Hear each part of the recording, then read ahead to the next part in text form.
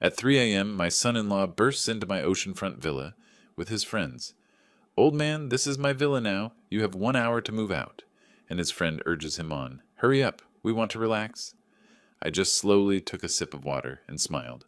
"Come in." Betrayal has a price. Revenge is a plan. Justice is near. Soon they will find out what I did yesterday.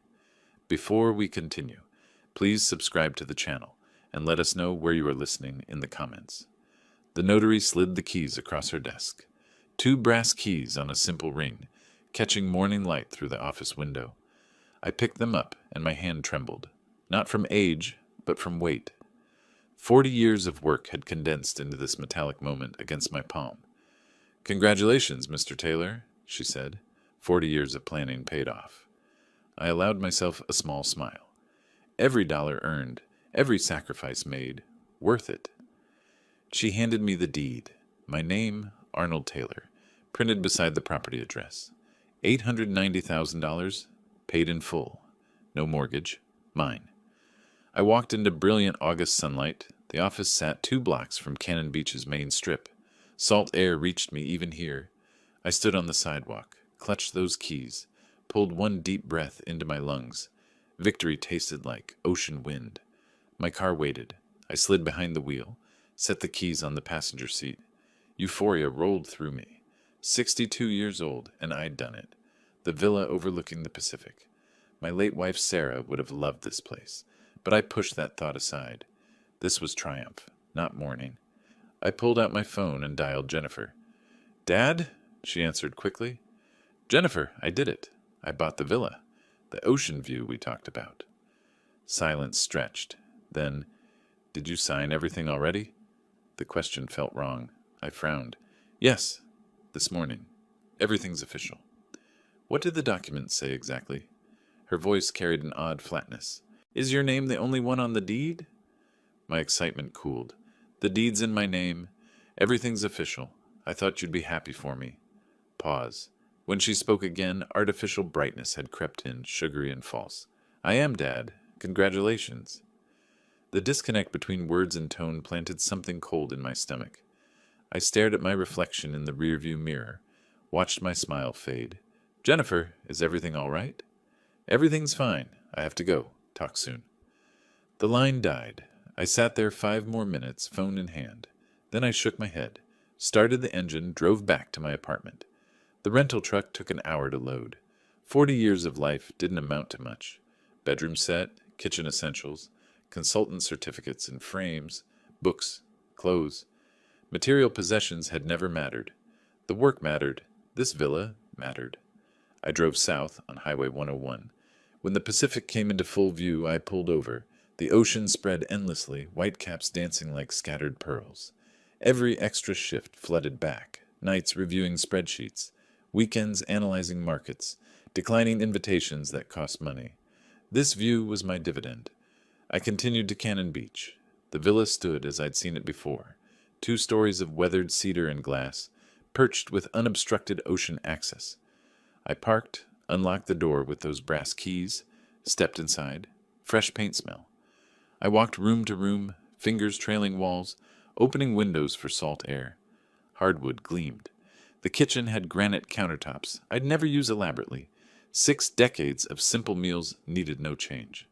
But the deck stretched across the entire back, and from there, the Pacific filled everything. I stood at the railing, watched sunset paint the sky orange and purple. Seagulls wheeled overhead. My mind drifted to Sarah, her years of begging for something like this, my repeated, "Not yet, we need more savings." She died before those years ran out. Breast cancer. 5 years ago last March. I shook off melancholy. This villa honored her memory by existing. She'd want me enjoying it, not mourning. I unpacked essentials. Bedroom first, assembled the frame, made it with clean sheets, placed Sarah's photo on the nightstand. Not a shrine, just fact. She'd been my wife 30 years. Her absence shaped me as surely as her presence had. Kitchen next. Plates, glasses, silverware in cabinets, coffee maker on the counter, my one luxury. Tomorrow would start with caffeine and ocean views. By 10 o'clock, exhaustion settled into my bones, the earned kind. I showered, changed, lay down. The window framed dark sky and darker water. Peace settled over me. Then my phone vibrated. Jennifer's name glowed. Midnight calls weren't her pattern. I answered immediately. Dad! That artificial brightness again. Kevin wants to bring you a surprise tomorrow. A housewarming gift. He'll come by early. I sat up. What kind of surprise? It's midnight, Jennifer. Just a housewarming thing. Words came hurried, rehearsed. He'll explain when he gets there. Jennifer, is something wrong? Nothing's wrong. See you tomorrow. The line died before I could respond. I stared at the phone, then at dark ocean beyond the window. Kevin, my son-in-law of 5 years, married to Jennifer in a ceremony I'd paid for completely. Kevin, who worked in commercial real estate, always evaluating things, calculating their worth. Kevin, who'd asked too many questions about my retirement savings last Thanksgiving. I set the phone down deliberately, lay back against pillows. But my eyes stayed open, fixed on ceiling shadows, moving with unseen waves. A surprise, at dawn, delivered by Kevin. Nothing about this felt like a gift. My jaw tightened. I reached for the water glass beside Sarah's photo, took a long drink, set it down with precise care. I didn't sleep that night. I waited. I lay in darkness, watching shadows crawl across the ceiling. The clock tracked time with cruel precision. 1 o'clock, 2 o'clock. My phone sat silent. I picked it up twice. Considered calling Jennifer, set it down both times. Whatever was coming would arrive regardless. At 3 in the morning, pounding started. 3 sharp bangs against the front door, violent, demanding. I jolted upright, heart hammering. More pounding followed, rapid and aggressive. Male voices outside, loud, slurred. I swung my legs out, sat on the bed's edge. My pulse needed steadying. Another series of violent knocks shook the frame. I stood, moved through darkness toward the kitchen. The pounding continued. I didn't hurry. I walked to the sink, turned on overhead light, filled a glass with cold water. The liquid caught light, clear and steady. I raised it, drank slowly, deliberately. Cold traveled down my throat, spread through my chest, calmed the adrenaline. More banging, voices rising. I set the glass down, refilled it, carried it toward the door. My hand was steady now. I stood before the door without opening. Who's there? A male voice boomed back, thick with alcohol. Open up, old man. Time to talk. Kevin. I recognized him, even distorted by drink. Other voices murmured behind, at least 3. I took another sip, set the glass on the entry table. State your business. Kevin laughed, sharp and cruel. My business? This is my villa now. You got 1 hour to pack and leave. I stood still, absorbed those words, turned them over like coins. Then I reached for the doorknob, pulled it wide. Kevin swayed on my doorstep, flanked by 3 men. Scott Miller I recognized immediately. Kevin's college friend, property developer with too much confidence. The other 2 were strangers. All wore polo shirts and cargo shorts, dressed for a beach party involving substantial alcohol. Beer smell hung around them like cologne. Kevin's aggressive posture faltered when he saw my expression. No fear, no anger. I smiled, small, knowing, controlled. I stepped aside, gestured inward with open palm. Come in. Kevin hesitated. His friends shifted, uncertain. This wasn't expected. I said, come in. My voice was silk over steel. You wanted to see the villa? See it. Kevin entered first, trying to reclaim swagger. Others followed. I closed the door behind them, walked past Kevin to living room windows, pulling back curtains. Moonlight flooded the space. I wanted to see them clearly. Scott made a crude comment about finally getting a decent beach house. I didn't react, just stood holding my water, watching them spread through my living room like stains.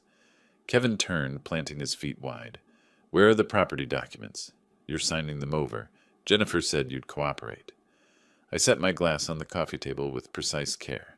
The small clink punctuated silence. Jennifer said that. Yeah.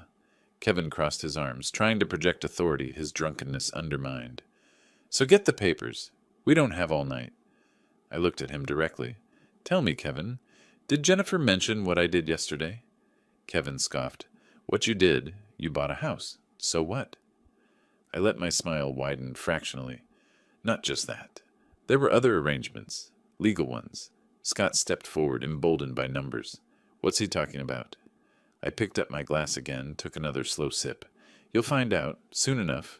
But since you're here, take a look around. Consider it your first and last tour. Kevin's face reddened. First and last? We're moving in next week. Jennifer already picked furniture. Are you? I kept my voice soft, almost gentle. We'll see. The ambiguity landed like a slap. Kevin glanced at Scott, who shrugged. One unnamed friend shifted nervously near the doorway. Kevin tried rallying aggression. Listen, old man, I don't know what game you think you're playing, but this villa belongs to us now. Jennifer's your only child. She inherits everything eventually. We're just speeding up the process. Speeding up, I repeated, tasting the phrase.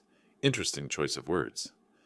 I walked past them toward the hallway, moved through the living room like I owned it, because I did. They followed uncertainly, bravado cracking with each step.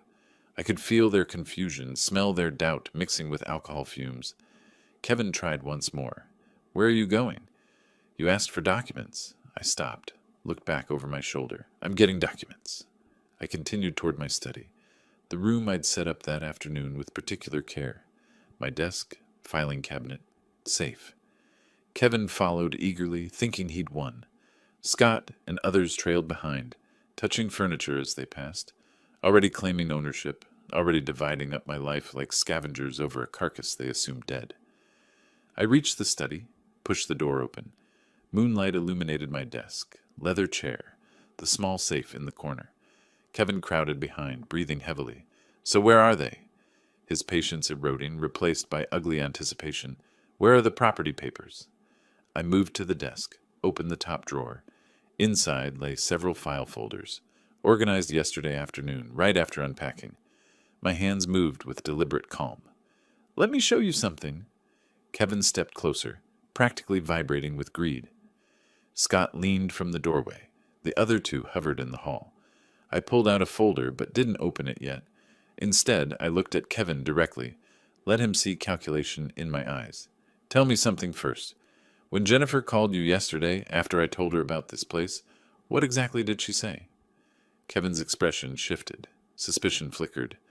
That's none of your concern. Humor me. He laughed, harsh and dismissive. She said you'd finally done it. Bought the villa with all your precious savings. Said the timing was perfect. He leaned forward, breath sour. Said you were getting old, making poor decisions. That maybe you needed help managing your assets. There it was, the trap's shape, exposed in moonlight. I nodded slowly. I see. And you believed her. Why wouldn't I? Kevin grabbed for the folder. Now give me those papers. I moved the folder back, just out of reach. These aren't property transfer documents. Kevin froze. What? I opened the folder, turned it so he could see. Legal letterhead. Official stamps. Dense juridical language. These are copies of documents I signed yesterday morning, I said quietly. Not just the property deed. Other paperwork. Filed with the county clerk, notarized, legally binding. Kevin stared. I watched comprehension fail to arrive. Too drunk, too entitled, too convinced of his cleverness. What paperwork? Scott demanded. I closed the folder, set it back. Let's say I've taken certain precautions. Against exactly this situation. What situation? Kevin's voice rose. I took a final sip. Attempted theft, coercion, elder exploitation. Each word fell separately. All documented, all protected. The room went quiet. Kevin's face cycled through emotions, confusion, anger, dawning uncertainty. You're bluffing. Am I? I smiled again. You'll find out. Now I believe you mentioned an hour for me to pack. Kevin stepped forward, fists clenched. For a moment I thought he might swing, but Scott grabbed his arm. Let's go, Scott muttered. This isn't worth it. Not worth it? Kevin jerked free, but his conviction had cracked. We came here to... To what? I interrupted. Threaten a 62-year-old man in his home at 3 a.m, in front of witnesses, while intoxicated? Kevin's mouth opened, closed. I suggest you leave. Before I make a phone call you won't like... Scott was already moving, pulling the others. Kevin stood frozen, staring with something that might have been respect or rage. This isn't over, he said finally. No, I agreed. It isn't. But it will be. Soon. They left. I listened to retreating footsteps, heard the front door slam. Car engine started, tires spat gravel, then silence returned. I stood in my study, folder still on desk, water glass empty in hand. Tomorrow, I thought. Tomorrow the real work begins. Morning light filtered through the study windows, pale and thin. The confrontation had stretched from darkness into dawn. I walked to my mahogany desk, opened the top drawer, pulled out a leather folder I'd prepared the day before. Kevin crowded closer, eager. His friends hung back near the doorway. I spread papers across the desk surface. Property deed, purchase agreement, title insurance, all bearing one name, Arnold Taylor. Kevin snatched the papers, scanning frantically. His eyes darted across each line, searching for Jennifer's name, any co-ownership clause, anything. His hands began to shake. Alcohol fog clearing into cold reality. This can't be right. His voice cracked slightly. Jennifer said you agreed. She said you'd put both our names on it. I met his eyes directly. I agreed to nothing. This villa is mine, entirely mine. But she said... What she said and what I agreed to are different things. Kevin's face cycled through confusion, disbelief, dawning rage. Scott shifted uncomfortably behind him. The other two men exchanged glances, clearly wanting to be anywhere else. My mind drifted back 1 week. Jennifer had visited my apartment on a Tuesday afternoon. We'd sat at my small kitchen table, drinking coffee. She'd stirred hers endlessly, not meeting my eyes. The conversation had seemed casual at first. Dad, I've been thinking. She'd set down her spoon with precise care. Since you're buying this place with money from the family, wouldn't it be fair to put my name on the deed too? Just in case something happens to you. I'd lowered my cup slowly. Why would something happen to me? Just... She'd waved her hand vaguely. You're getting older. It simplifies inheritance. There it was. Not love. Not concern. Strategy. Ice had slid down my spine. I'd smiled, nodded vaguely, said I'd think about it. That night I'd called my financial advisor, restructured everything to be ironclad. Jennifer's casual suggestion had shown me the blade before it struck. Kevin's voice yanked me back to the present. He'd pulled out his phone, was dialing. Past 4 a.m, but he didn't care. Jennifer, he didn't sign anything. The villa's still his. I could hear her voice through the speaker, high-pitched and panicked. That's impossible. He promised nothing. We look like idiots. Well, whose idea was it to show up drunk at 3 a.m.? Kevin's face reddened. Your intelligence was wrong. You said he'd cooperate. I said he was considering it. You decided to rush in like what? Like we had an agreement? Their argument escalated. Scott and the others shifted uncomfortably, realizing they'd walked into family disaster, not simple takeover. I let them argue, let them expose themselves fully. Then I spoke, cutting through their chaos. You have 24 hours. Kevin spun toward me. 24 hours for what? I gestured toward the door. To leave my property and never return. After that, I called the police. Trespassing charges, breaking and entering, attempted coercion, your choice. Kevin's flush deepened. You can't do this. We'll sue. Jennifer will sue. You're too old to manage this place anyway. We'll prove you're incompetent. My smile felt thin, sharp against my teeth. Try it. I have 40 years of financial records proving competence. What do you have? Entitlement? Kevin took a step closer, aggressive posture returning. We'll find a way, old man. Lawyers, doctors, whatever it takes. You think you can just cut out your own daughter? I didn't flinch. I'm not cutting her out. She cut herself out when she decided I was a bank account instead of a father. The words hit like a slap. Kevin's mouth opened, closed. For a moment he had no response. Scott muttered from the doorway, Man, let's just go. This is done. They retreated. Kevin paused at the threshold, tried to rally one last time. This isn't over. It is for tonight, I said quietly. Don't come back. The door closed behind them. I stood alone in my study, documents still spread across the desk. Dawn light strengthened through the windows, painting everything gold and cold. I walked to the window, watched their car lights disappear down the coastal road. The sound of the engine faded into morning silence. Relief and awareness warred in my chest. This was just beginning. I gathered the documents, placed them back in the leather folder. My phone buzzed against the desk. Jennifer's name glowed on the screen. One ring, two, three, four. I didn't answer. The buzzing stopped. Silence returned.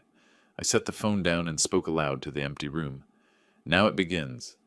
My hand reached for the desk drawer, pulled it open. Inside lay a business card I'd placed there yesterday, anticipating exactly this moment. Rebecca Young, attorney at law, estate planning and elder law. I picked up the card, turned it over in my fingers.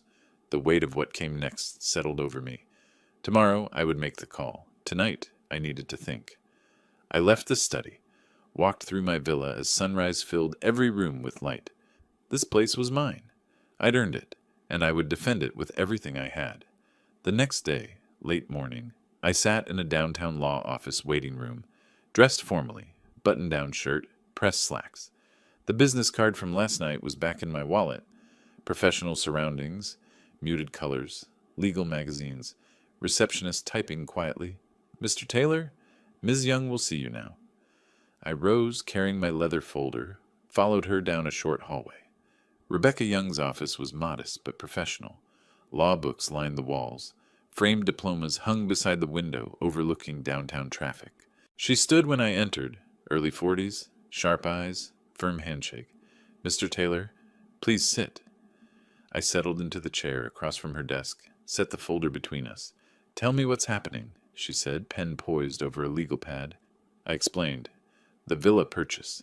Jennifer's suggestion, Kevin's 3 a.m. invasion, the threats. She listened without interrupting, took occasional notes. When I finished, she set down her pen. "My retainer is $350 per hour. Estate law can get expensive. I'll pay it." My voice came out flat, certain. "I didn't work 40 years to be cheated by family." She nodded. "You mentioned possible legal action from them. They're claiming I'm not competent to own property." Her eyebrows rose fractionally. "Based on what evidence?" "Based on wanting my money." A brief smile crossed her face. "I'll need all your documentation. Property deed, financial records, any communications with your daughter or son-in-law?" I slid the folder across her desk. She reviewed quickly, efficiently, flipping through pages with practiced speed. "This is solid. You're clearly competent. But if they sue?" She looked up. "We'll need to build a defense. Build whatever you need. I'll start today." I left her office feeling something like control returning. A professional ally. Someone who understood the battlefield. 2 hours later, I pulled into my villa driveway. As I shifted into park, my phone rang. Rebecca Young. "Mr. Taylor, we have a problem." Ice formed in my stomach. "What kind of problem?" "Your daughter and son-in-law filed a petition this morning. They're seeking conservatorship, claiming you lack capacity to manage finances due to age." Silence. My knuckles whitened on the steering wheel. "They're calling me incompetent. The petition claims you made an impulsive, irrational purchase." Rebecca's voice stayed steady, professional. "The hearing is set for next week. This is serious. If they win, they'd control your assets, including the villa." Rage cut through shock, hot and sharp. Not just greed. Complete annihilation of my autonomy. "Mr. Taylor, I'm here." My jaw ached from clenching. "What do we do?" "We fight it. I'll need medical records showing cognitive health, financial records proving sound judgment, character witnesses. This is winnable, but we need to move fast." "You'll have everything by tomorrow." I ended the call, sat staring at the ocean through my windshield. Waves crashed rhythmically, indifferent to human betrayal. Defense wasn't enough anymore. They'd declared total war. Every sacrifice for Jennifer's childhood flooded back. Music lessons, college tuition, her wedding that cost me $20,000. This was her gratitude. The hurt beneath my anger threatened to surface. I crushed it down. I would not be a victim. I would strike back. I grabbed my laptop from the passenger seat, carried it inside, set it on the kitchen table. Time to investigate. Kevin Harris, real estate agent, business licenses, court records. I started with public databases, worked through property transactions, tax records. Hours passed. Coffee grew cold beside me. Then I found it. Tax liens. Multiple properties with unpaid taxes. Kevin owed $45,000 to the state. How did a supposedly successful agent accumulate such debt? I dug deeper. Foreclosure notices, dismissed lawsuits, complaints filed with the real estate licensing board. Kevin's business was barely surviving, held together with borrowed money and false confidence. Suddenly, the villa grab made perfect sense. Not just greed, desperation. Kevin needed the villa to save himself financially. The property was his lifeline. I leaned back, mind racing. This weakness was exploitable. Late afternoon, I needed air. The laptop had given me a headache. The villa walls felt too close. I walked down to the beach, shoes crunching on sand. Ocean wind cleared my head immediately. Salt air, seagull cries, the endless rhythm of waves. I walked along the waterline, letting it all settle. An older woman stood near the surf, tossing bread to gulls. Silver hair, simple dress, peaceful expression. Something about her solitude felt familiar. I approached. "Beautiful evening," she turned, smiled. "It is? First time here?"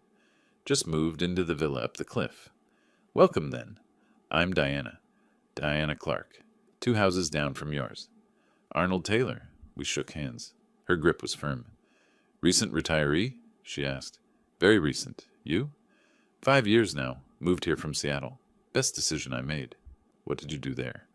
"Law practice. Corporate litigation, mostly." Something in her tone suggested painful history.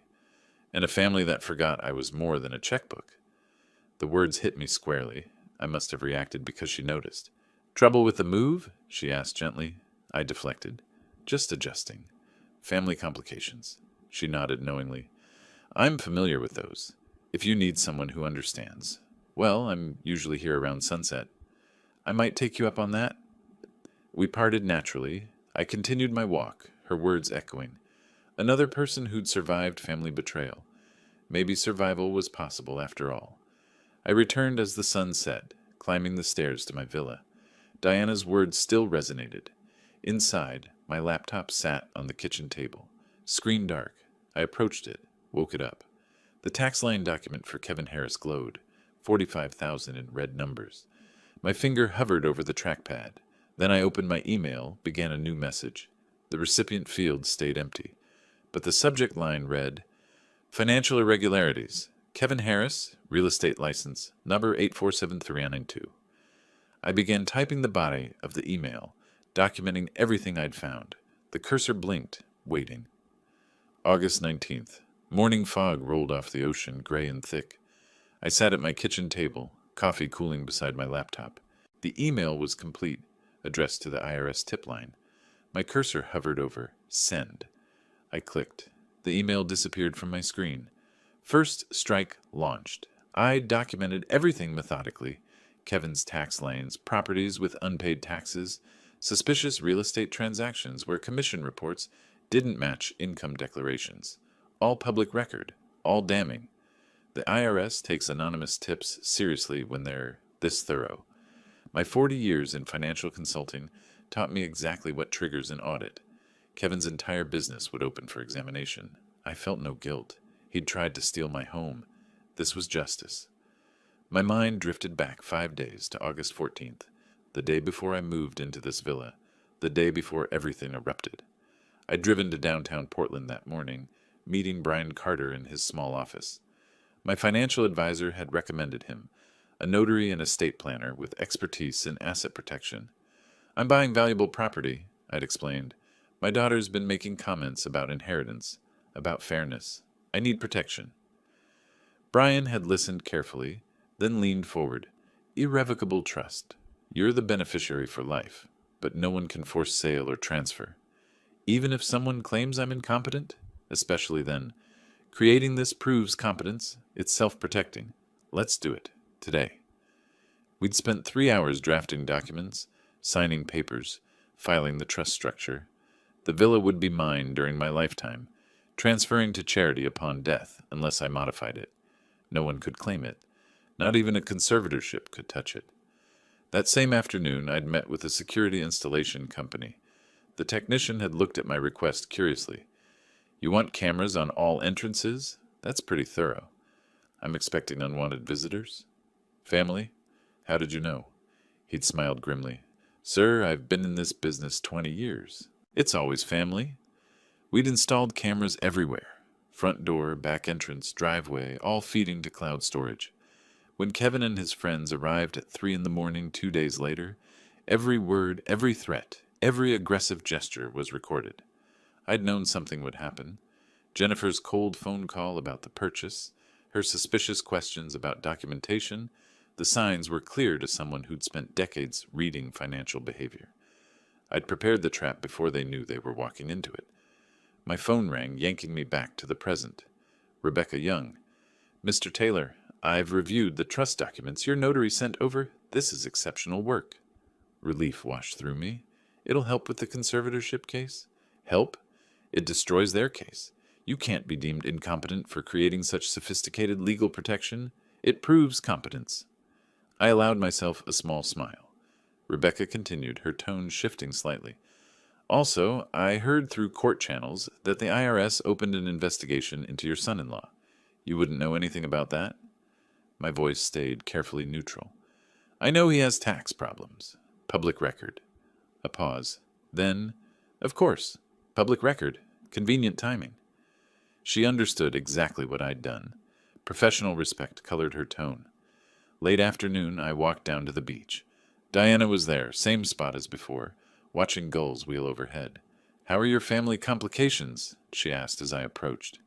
Something about her made me feel safe. I shared more than I'd intended. The lawsuit, the conservatorship claim, my countermeasures. Diana listened without judgment. Then she spoke quietly. 3 years ago, my son claimed I was showing signs of dementia. Tried to get power of attorney over my assets. Her voice hardened. He'd been forging my signature on checks. I stopped walking. "What did you do?" I fought back, exposed him, cut him off completely. She met my eyes. "Family ties don't excuse theft. They tried to erase your autonomy. She's still my daughter. And you're still her father. That's why it hurts.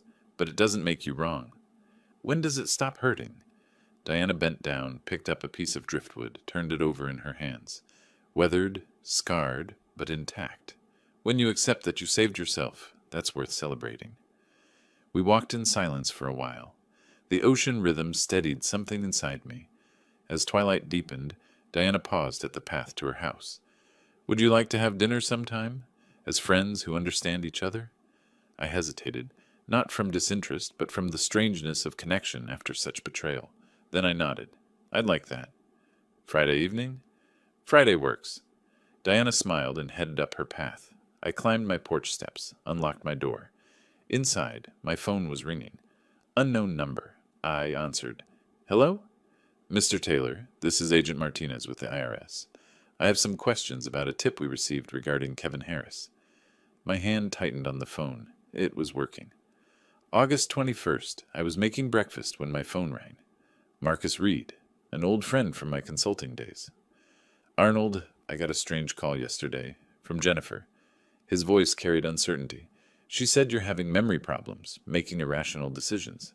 I told her that was nonsense, but is everything all right?" My stomach dropped. "Marcus, I'm fine. Jennifer wants my property. When I refused, she sued me." That's hard to believe. Your own daughter?" "I have the court documents." After he hung up, another call came. Sarah Chen, former colleague. Same concerned questions. Same story from Jennifer. By noon, I'd received 7 calls. Old colleagues, distant relatives, even my accountant, all asking if I was experiencing cognitive decline. Jennifer had painted a picture: sudden irrational property purchase, paranoid accusations against family, erratic behavior. Some callers were skeptical. Others sounded genuinely worried. I explained the truth to each one, that Jennifer and Kevin tried to steal my property, that I was defending myself legally. Most believed me, but the damage was done. Even those who trusted me now viewed the situation through a lens of declining old man versus concerned daughter. I felt exhausted, violated. They were destroying my reputation to win their legal case. Mid-morning, I walked down to Diana's house. She answered immediately, saw my face, invited me in without questions. Over coffee at her kitchen table, I explained the reputation attack. Diana's expression hardened. "My son did the same thing. Told everyone I was confused, needed help. It's a classic tactic. Isolate the victim, make them doubt themselves." "Some people believe her. I can hear it in their voices." Diana reached across the table, squeezed my hand briefly. The truth is documentation, not gossip. You have legal records, medical records, financial records. They have rumors. You'll win. Her certainty steadied me. That afternoon, Diana called urgently. Arnold, there's a man watching your house. Car parked down the street. Binoculars. I walked to my window, peered out cautiously. You're sure? I talked to him. He was vague, but mentioned gathering information for a legal case. Kevin had hired a private investigator. Diana gave me the license plate. I thanked her, immediately called Rebecca. She was unsurprised. They're desperate. The conservatorship case is weak. They know it. Now they're hoping for anything, a compromising photo, evidence of erratic behavior. I don't have anything to hide. Then stay boring for 4 more days. The hearing is August 25th. If they have nothing by then, they lose. 4 days. I could endure 4 days. But that evening, sitting on my deck watching sunset, I realized something. Kevin and Jennifer were cornered animals now. The IRS investigation, the failing lawsuit, desperation drove increasingly reckless actions. They'd escalate. I needed to move faster, strike harder before they manufactured evidence. The private investigator worried me not because I had secrets, but because desperate people create false narratives. I pulled out my phone, began researching. Kevin's real estate license status. If he owed $45,000 in taxes, if the IRS was auditing him, the Oregon Real Estate Agency might be interested. Professional licenses require ethical standards. Tax fraud violates those standards. I drafted another anonymous tip, this time to the state licensing board. Detailed Kevin's tax liens, the IRS investigation, questions about his financial practices. I sent it. 2 strikes now. The pressure built. My phone buzzed. Text message. Unknown number. Stop interfering. Drop the lawsuit. Last warning. I stared at the screen. The threat was clear. I screenshot the message, forwarded it to Rebecca with a note. Evidence of harassment? Her reply came quickly. Yes. Save everything. They're panicking. I set my phone down, walked to my window. Diana's house showed warm lights in the twilight. The investigator's car was gone, for now. I moved to my home security panel, checked that all cameras were recording properly. They were, documented, prepared, protected.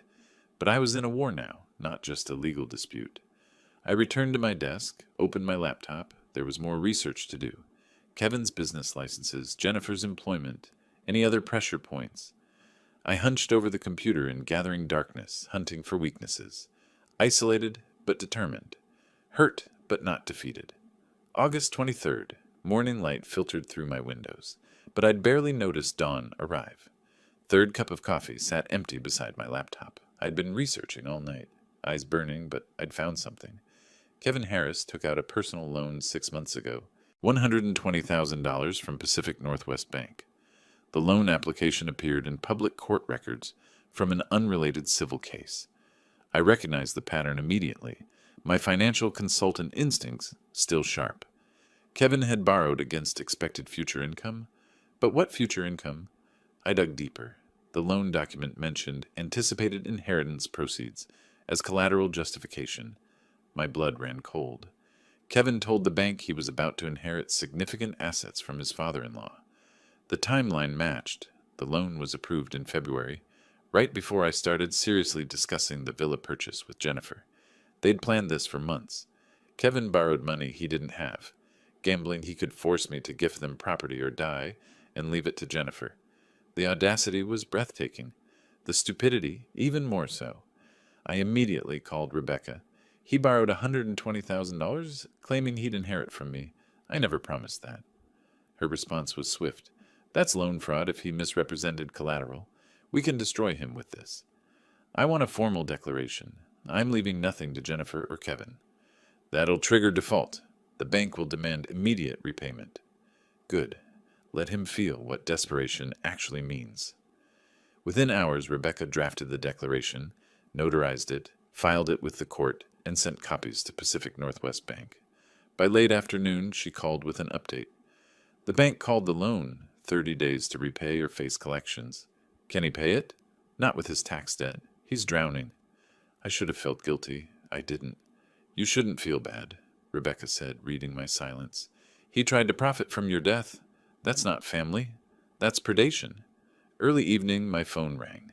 Jennifer. I considered ignoring it, then answered. She was crying. Or performing crying. I couldn't tell anymore. Dad, please. Kevin's in trouble. The bank wants everything. My voice came out cold, measured. You sued me, called me incompetent, spread lies. These are consequences. Her tone shifted to anger. You're destroying us. Your own daughter. What kind of daughter tries to steal from her father? Silence. We needed that money. Then earn it. I did. Goodbye, Jennifer. I hung up. My hands shook, not from fear, but from the effort of maintaining control. That night, I drove to Diana's house for the dinner we'd planned. I needed the distraction from the day's emotional toll. Diana had prepared a simple meal. Grilled fish, salad, wine on her back deck overlooking the ocean. We ate, talked. I shared what happened with the loan, Jennifer's call. Diana listened, then reached across the table, took my hand. You're doing what you have to do. Protecting yourself isn't cruelty. Her touch was warm, steady. I realized I hadn't felt this kind of connection since Sarah died 5 years ago. Not romantic necessarily, but the potential for it. How do you feel? Diana asked. After everything today? Tired, angry, vindicated, guilty for not feeling guiltier. She tried to erase you. You're defending yourself. She's still my daughter. Part of me wants to forgive her. Forgiveness requires acknowledgement of harm. Has she acknowledged anything? I thought about Jennifer's call. No, just complained about consequences. Then you have your answer. We watched the sunset together. Diana leaned her head on my shoulder briefly. I let myself feel something other than anger for the first time in weeks. Hope, maybe, or at least the possibility of moving forward. Thank you, I said quietly, for understanding, for being here.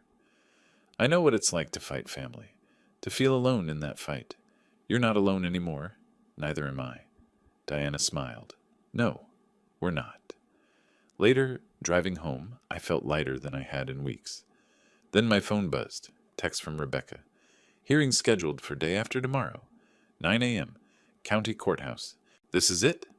I pulled into my driveway, stared at the message. The conservatorship hearing. The final battle. I was prepared. Trust documents, medical records, financial proof, security video, evidence of Jennifer's manipulation. But court was unpredictable. What if the judge believed their narrative despite evidence? I looked up at my villa, the home I'd bought with 40 years of work. I typed back, I'll be there. Let's finish this. I walked to my door. The night air was cold off the ocean. The hearing was 48 hours away. August 25th. I stood before my bathroom mirror, adjusting my tie. 3 hours of sleep, maybe. Spent mostly reviewing documents, running through potential questions. The hearing was in 90 minutes. Navy suit, white shirt, conservative tie. I needed to embody competence, sanity, capability. My reflection looked older than I remembered. Stress ages everyone. But my eyes were clear, focused. I gathered my documents, checked my phone. Diana, you've got this. Call me after. Rebecca, meet me at courthouse entrance, 8:30 a.m. I responded to both, then drove downtown.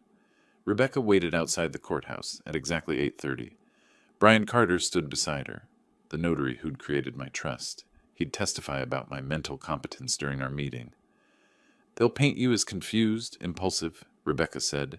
We counter with documentation. Trust structure proves planning. Medical records prove health. Security footage proves they're the aggressors. I nodded. We entered the building, through security, up to the 3rd floor.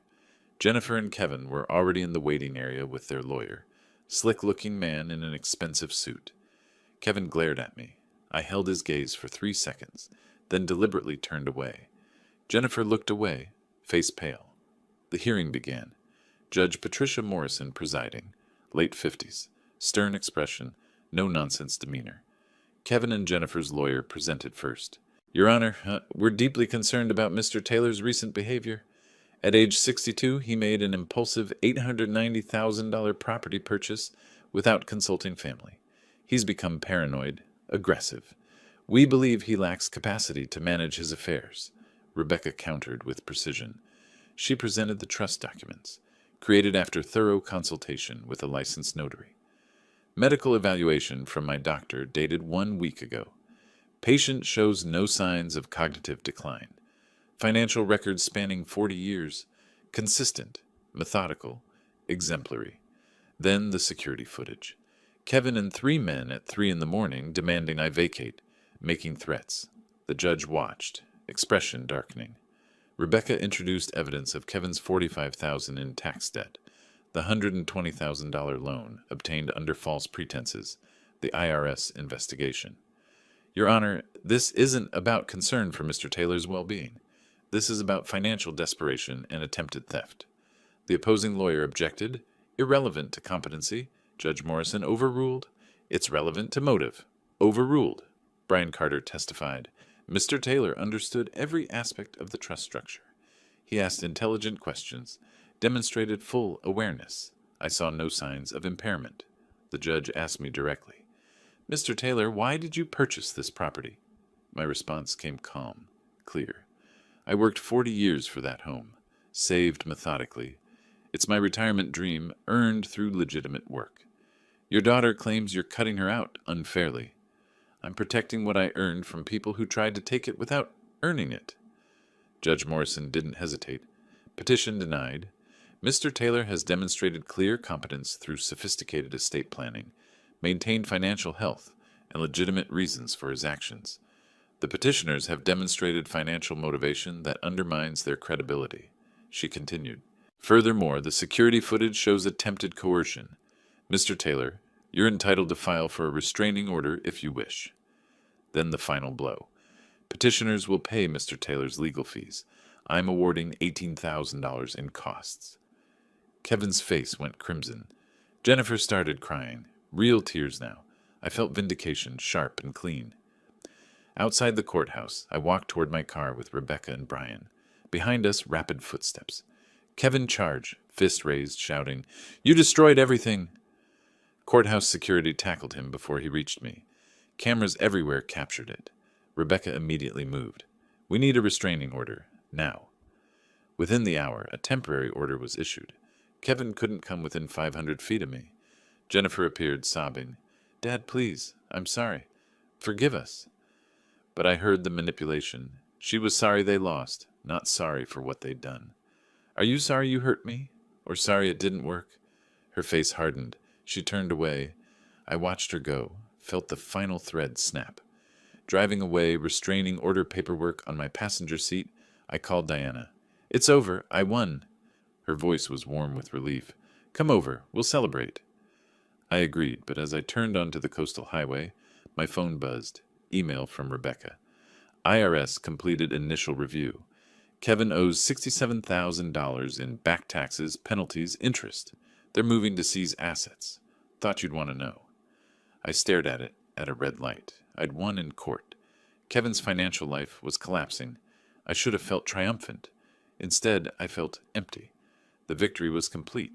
But the cost, my relationship with Jennifer, was permanent. Diana's back deck, evening of August 25th. I sat with wine untouched beside me. She waited patiently across the table. I'd been silent for 10 minutes since arriving. Finally, I spoke. I won. Completely. The judge ruled in my favor. Kevin's being investigated by the IRS. Their reputation is destroyed.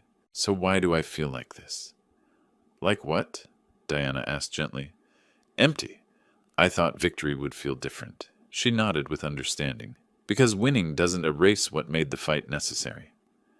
The next 2 days, I struggled with the hollowness. I'd protected my property, exposed their greed, won in court, but I'd also permanently lost my daughter. That realization settled gradually. Jennifer wasn't temporarily estranged. She was gone. I spent hours walking the beach alone, thinking. Diana gave me space but remained available. Winning the battle didn't erase the pain of why the battle was necessary. My daughter had tried to erase my autonomy, steal my life's work, destroy my reputation. That betrayal couldn't be undone by a court ruling. On August 27th morning, I called Rebecca with a decision. I want to change my will. Everything goes to charity. The Oregon Coast Conservation Fund and the Alzheimer's Association. Nothing to Jennifer. Rebecca was quiet. Are you sure? That's permanent. She wanted my death to enrich her. I'm ensuring my death enriches people who need it. I'll draft it. Also, I want Diana Clark included. If she survives me and agrees, she gets the villa. She's earned more trust in 2 weeks than Jennifer earned in 35 years. By afternoon, I signed the new will with Brian Carter as witness. It felt like closing a door. Painful, but necessary. That evening, I sat at my desk, opened my laptop, began typing a letter to Jennifer. Not angry. I'd moved beyond anger. Explanatory. Jennifer, I've changed my will. You'll inherit nothing from me. This isn't punishment. It's protection. You saw me as a resource, not a person. You tried to have me declared incompetent. You spread lies about my mental health. These actions revealed what I mean to you. A bank account, I continued typing. Love doesn't demand inheritance. Love doesn't require someone's death to benefit. Real love celebrates their life. I loved you as a father. I provided everything you needed and most of what you wanted. But I won't let you erase my autonomy or steal my dignity. If you ever genuinely change, not because you want money, but because you understand what you did wrong, contact me. Until then, goodbye. I read it 3 times, then sent it. The moment the email left my outbox, something released. Through Rebecca's contacts and Diana's observations, I learned how thoroughly Kevin and Jennifer's life had unraveled. Kevin's real estate license was under ethics review. His business effectively ended. No one trusts an agent who can't manage his own finances. Jennifer lost her administrative job. Her employer worried about liability after learning about the conservatorship attempt. Their reputation in Cannon Beach's small community was destroyed. The story spread. They tried to steal from her elderly father, claimed he was incompetent, lost spectacularly in court. I felt no satisfaction in their suffering, but I didn't feel guilt either. They created this outcome through their choices. What I didn't know, Jennifer sat in their small rental apartment. They'd lost their house, couldn't afford the mortgage, laptop open, composing her own letter. For the first time, she wasn't calculating maximum effect. She was genuinely confronting what she'd done. Dad, I destroyed everything. Not you, me. Kevin and I saw you as money, not a person. We convinced ourselves we deserved your property because we were family. We were wrong, grotesquely wrong. I don't expect forgiveness. I don't deserve it. I just need you to know. I finally understand. I'm sorry. She read it, cried real tears, but she didn't send it. Not yet. She needed to prove change through actions, not words. The letter sat in her drafts folder. Late evening of August 27th, I sat on my deck watching the ocean under moonlight. My phone beside me, waiting to see if Jennifer would respond to my email, though I knew she likely wouldn't tonight. Diana was inside, making tea. I reflected. 40 years of work protected, my autonomy defended, my dignity preserved. But also, my daughter lost, possibly forever. I wondered if she'd ever understand what she did, if she'd ever genuinely change. Diana emerged with 2 teacups, handed me one, sat beside me. What are you thinking? I considered. That I won the war but lost something irreplaceable in the process. Diana took my hand. Sometimes that's the price of survival. The question is, what do you do next? I squeezed her hand. Good question. August 29th morning, I woke in my villa bedroom, sunlight streaming through ocean-facing windows. For the first time in 2 weeks, I'd slept through the night. No anxiety dreams. No jolting awake at 3, remembering Kevin's invasion. I lay there, listening to seagulls and waves, feeling something unfamiliar. Peace. Not happiness yet, but the absence of constant threat. I rose, made coffee, walked onto my deck. The ocean stretched endlessly blue and calm. My phone showed a notification, an email received overnight. From Jennifer. My stomach tightened reflexively, but I didn't open it immediately. Whatever it said could wait until I was ready. I spent the morning doing ordinary things, drinking coffee, reading news, watering the small garden I'd started it on my deck, deliberately normal activities, reclaiming routine after weeks of battle. I thought about what I'd accomplished, property protected through trust structure, legal victory in court, antagonist schemes exposed and defeated. But more importantly, what I'd learned, that family doesn't excuse abuse. that love without respect is manipulation, that protecting yourself isn't cruelty. I also thought about Diana, how she appeared exactly when I needed someone who understood, how our connection grew from shared trauma into something deeper. Not ready to call it love yet, but moving that direction. Mid-morning, Diana walked over. I saw her approaching from my deck, waved. She brought fresh pastries from the local bakery. We sat together, eating, talking about the future rather than the past. I've been thinking about traveling, Diana said. I haven't left Cannon Beach much since moving here. I surprised myself. We could travel together. I spent 40 years working toward retirement.